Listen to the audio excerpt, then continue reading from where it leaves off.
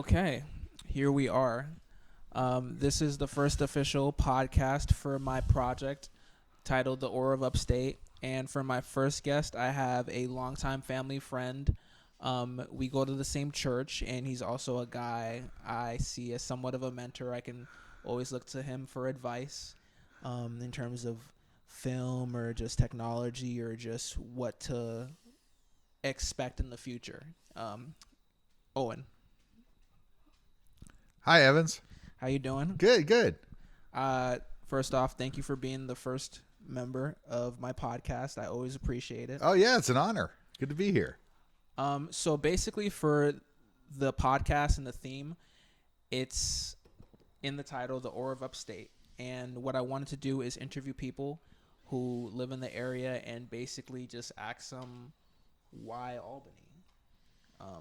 And from the conversations that we've had over the last couple of years, I've noticed that you're a very well-traveled individual.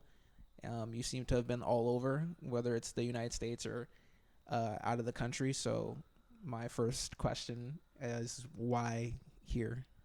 Oh, okay. Well, I guess we need to define what here is, right? Because is it Albany? We don't live in Albany. I don't live in Albany. Specifically, you live in Troy. I live in Troy. Yeah.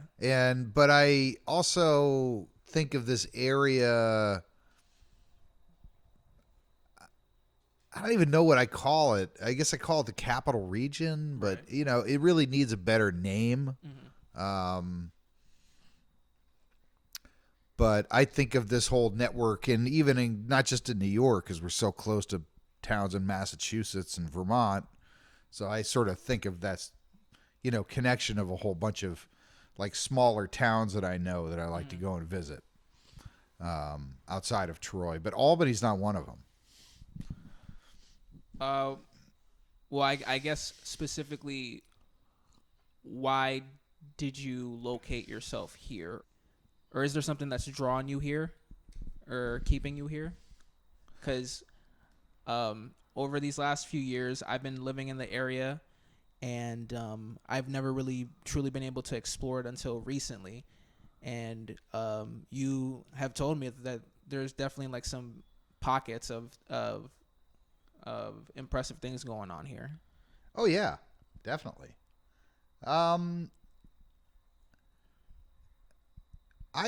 actually think that we're in kind of a nexus here where I can be in New York City or Boston in 2.5 hours. I can be in Montreal in 3 hours. It is pretty convenient. And then I can be in, all of these other, probably 50 other interesting small cities, within an hour of here.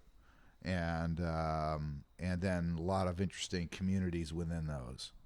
And I like personally living in a city like my life here in Troy. It's quiet. We can hear the crickets outside. We have lots of trees all over the place, enormous trees right where I live, including one in my yard. And but at the same time, I'm in a city. I can walk. I'm when we're done with this interview, my friend and I are going to walk downtown. It takes me about 5-10 minutes to be downtown, and there's some things we can do. And but I can also get in the car and be in wilderness in about 5 minutes. And I don't know. For me, I really like Troy. I find it to be kind of like a microcosm of America. In what sense? In a lot of different ways. Like on the political spectrum,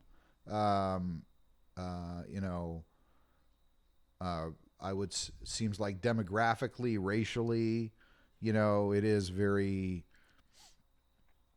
similar to like America as a whole. But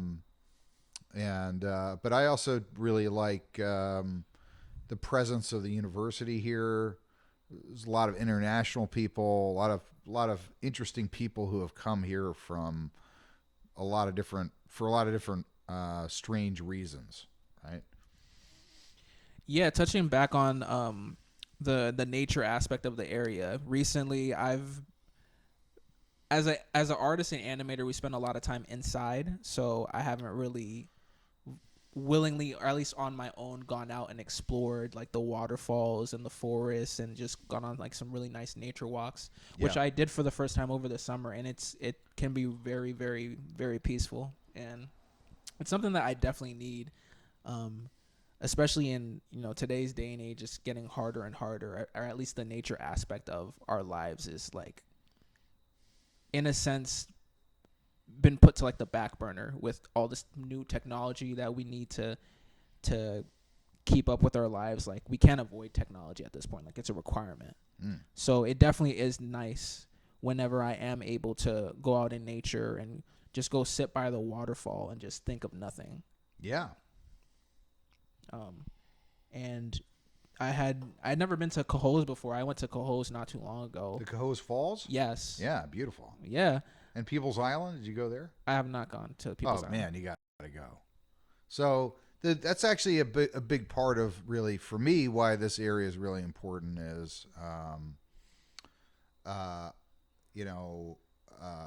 part Mohawk, and that's this is actually a really in the world of Native people from this area, the Iroquois Nation, Haudenosaunee people. So they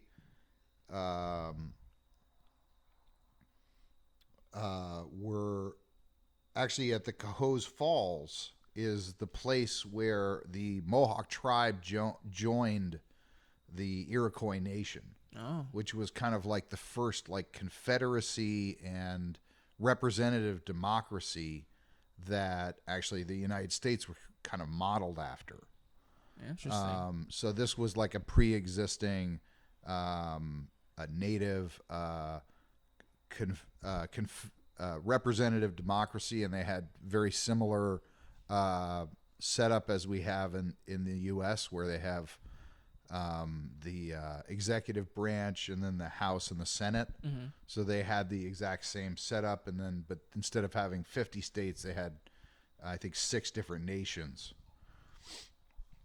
in the 6 different tribes in the Confederacy.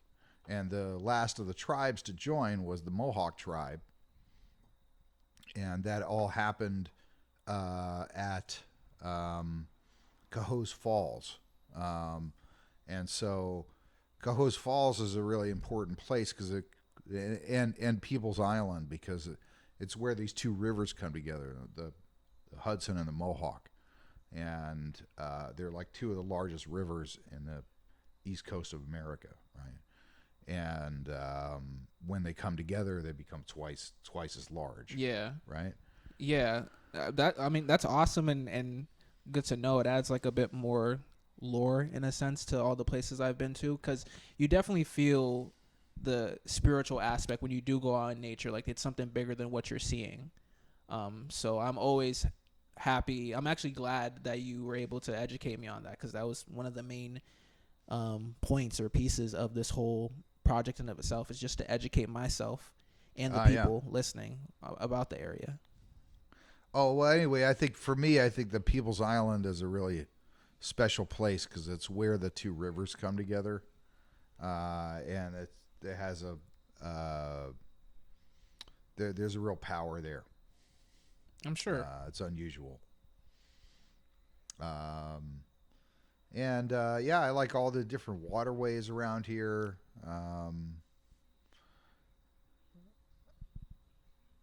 The Hudson River, where I live, I live about a block away from the river here, and it's amazing as a river because it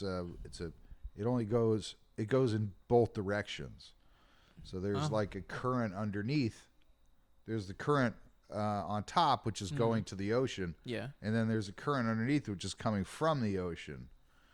And it actually continues to go as far as Troy until it gets to around People's Island, where all that ocean water comes up.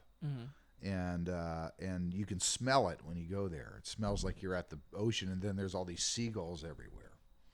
Okay, so for the capital region, Do you know why we have the egg, or what's the story with that at all? The egg? Yes. Well, I think the egg is just a part of the whole design of that complex that was done by Rockefeller. Who's Rockefeller? Rockefeller was the governor of New York, and he also was Nelson Rockefeller. Okay. He also ran as a vice president with Nixon when one of the elections that Nixon lost, I think, to Kennedy, and he was. But Rockefeller was one of the most powerful people in New York for a really long time, and the whole capital thing that they developed, it's from the 50s or 60s. I can't remember. I think it's in the 60s that they built all that. And the egg is part of it. Do you know why he specifically went with the egg? Because it always seemed a bit random from the outside looking in. It's that brutalist architecture. I mean, it's... It reminds me of like the bean from Chicago. Mm-hmm.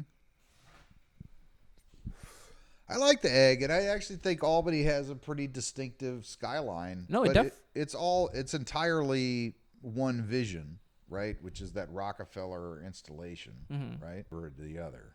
And when I'm driving to work in Albany, like I can definitely see where the change in neighborhoods are, and it's very drastic. You could turn from one street to the next, and it feels like you're in an entirely different city. Yep.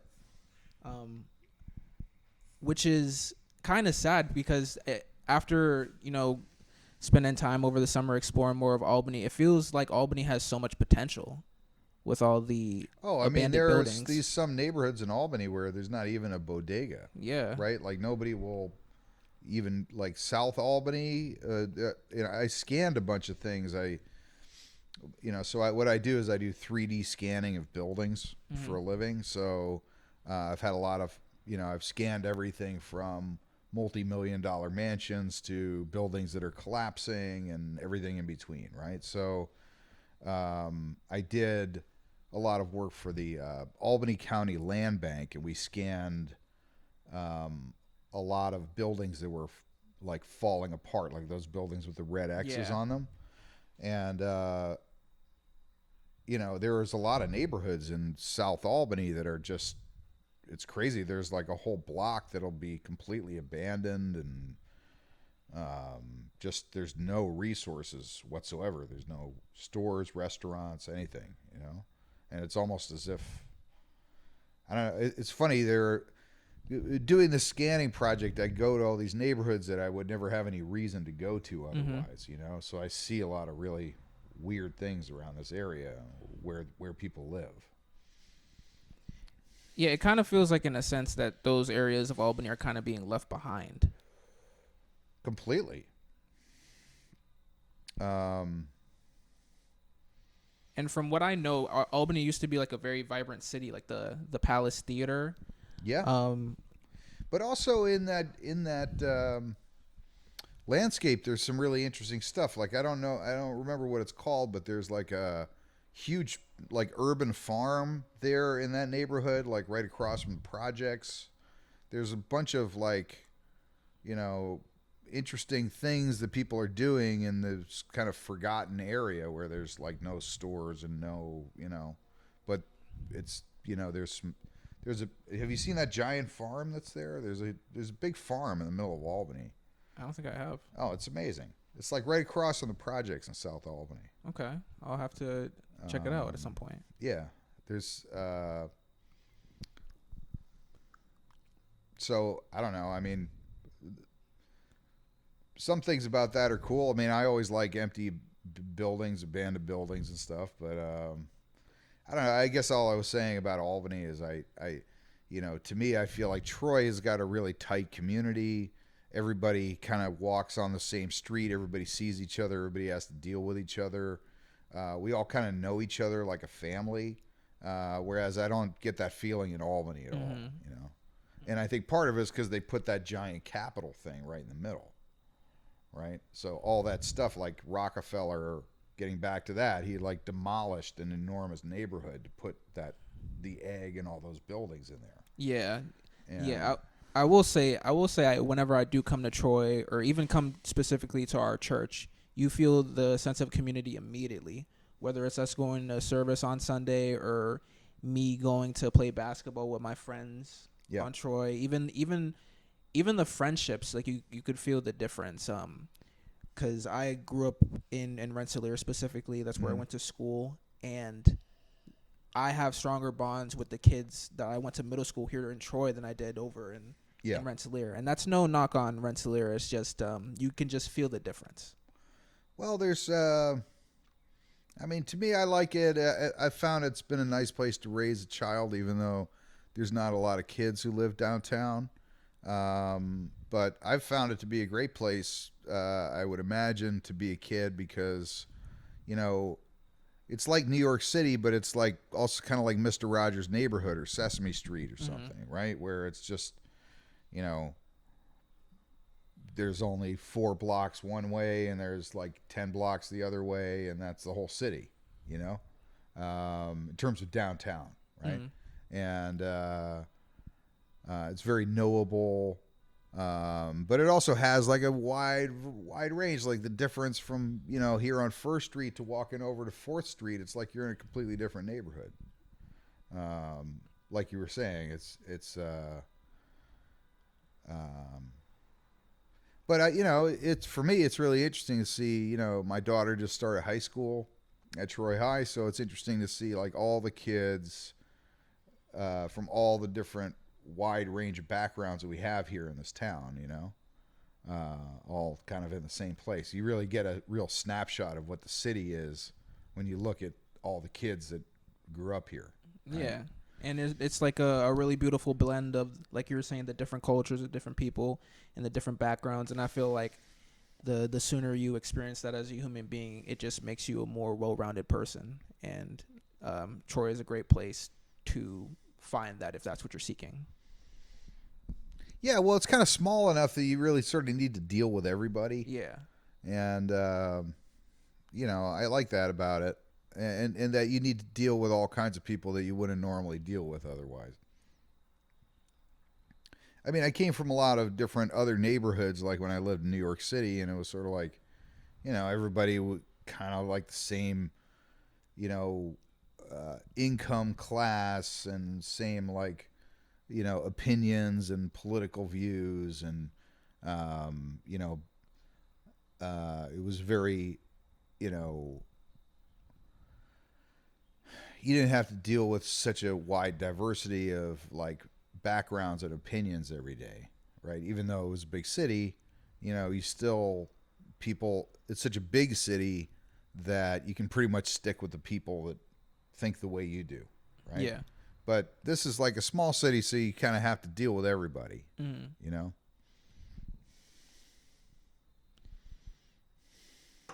If you had a friend who had come to Troy for the first time ever, and they had no prior knowledge or prior experience of Troy, and you had to plan their day out to give them the best experience possible, where would you take them?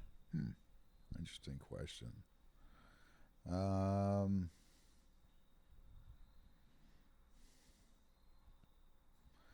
I'd probably take them for a walk around the neighborhood here. Take them over to Washington Park. It's park over just a block away from here. It's a private park. Maybe go down and check out the river. Take a walk downtown on 2nd Street. So many incredible, so much amazing architecture, beautiful mansions and stuff. Might go into a couple of these mansions where I know the folks and show them around. Amazing architecture and woodworking and things. And I don't know, go into town, maybe, go to one of the better restaurants or bars in town.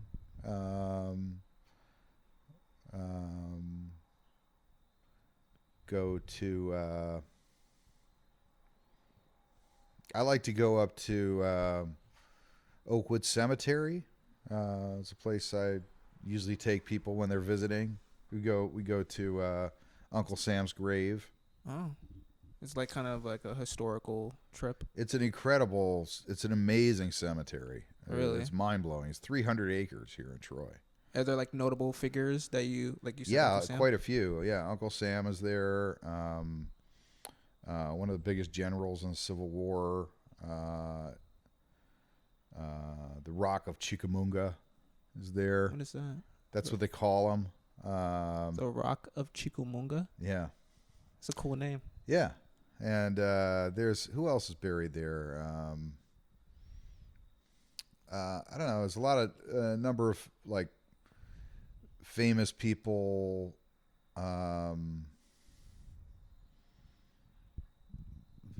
From the Civil War and stuff like that, it's not really about the people aside from Uncle Sam. It's more just about the experience, the landscape. Yeah. There's an incredible view. There's waterfalls. It's just a nice way to orient yourself. Yeah. What else? I'm trying to. I feel like I'm forgetting something obvious, but It kind of feels like, with you mentioning, it's kind of in the perfect spot where you're close enough to the city where if you wanted to travel there, it's convenient for you. yeah. But if you are from the city or needed a break from the city, this is like the perfect place to get a break from the city. Oh yeah, like my friend Ray is doing that right now. Who you met earlier. Oh yeah. Yeah, he just came up from New York last night. Yeah, because the city is the city, obviously, but sometimes it seems like it could be a bit hectic if you're living there every single day, and this would be like a perfect getaway, like if you truly want to zen out and kind of get away from the whole city life. Well, it's also just a great place if you actually want to escape from the city because you can live in Troy and it's pretty much like being in the city. You can walk everywhere. The streets look pretty familiar. The people are not that much different. It's it's a pretty easy like starter landing place for deprogramming yourself from years of city life, which I guess that's why I came. It was easy. It was an easy place for me to come to. Were you living in the city for a number of years? Yeah, I was there for 15 years before I came here. What were you doing in the city? For my career or For your career? Well, I was working as a composite artist mainly. Composite artist. Could you explain specifically what you did in that line of work? Yeah, I was doing a lot of motion graphics and motion graphic design for broadcast and other films and stuff like that. And then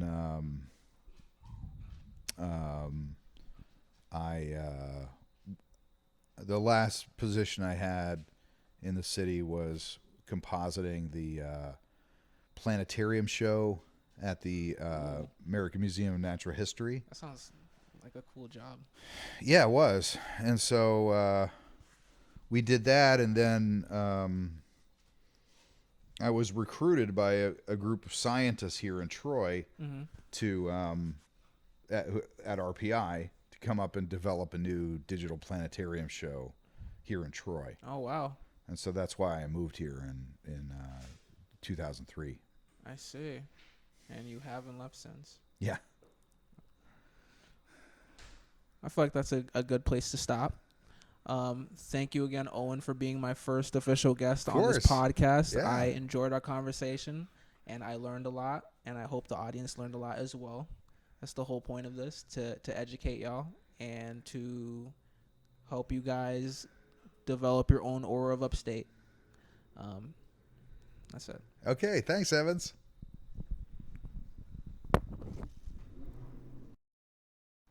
Yeah, so the Cohoes Falls is incredibly important And if Native people were still here, it would be considered to be probably one of the most important places in America, because it's the site where he's the great peacemaker. He's this historic figure who brought all of the tribes of the Iroquois Nation together. And he then created an enormous amount of, like, this was like the template for this, as I was saying, for representative democracy, like American democracy as we know it. But this started with the other tribes in the Iroquois Nation banding together and sharing their resources instead of fighting and killing each other all the time. And so the last tribe to join was the Mohawk tribe, and they joined at Cohoes Falls because the great peacemaker, he met with the chief of the Mohawk, whose name is Hiawatha. And Hiawatha, he's a very famous historic figure who was just known as the fiercest warrior who ever lived, and we still know his name today for that reason. And so he had this meeting with Hiawatha. He said he really wanted the Mohawk to join the Confederacy, and they said, "Are you crazy? We're fiercer. We'll destroy all you guys. We could raid any one of you and take all of your food and steal all your women anytime we want to. Why would we ever want to join you guys? You're all afraid of us, you know." And so the great peacemaker said, "Look, I'm going to jump off of, see that Cohoes Falls right there? I'm going to jump off of the falls, and when I survive on the other end of the falls, then I really want you guys to come and join the Confederacy." And they're like, "Oh yeah, sure, whatever, go ahead, man." And yeah, you got to remember, it was raging like the Niagara then, because they didn't have a dam up above, so it was like a huge raging torrential. Yeah, they thought it was immediate death for him. Yeah. So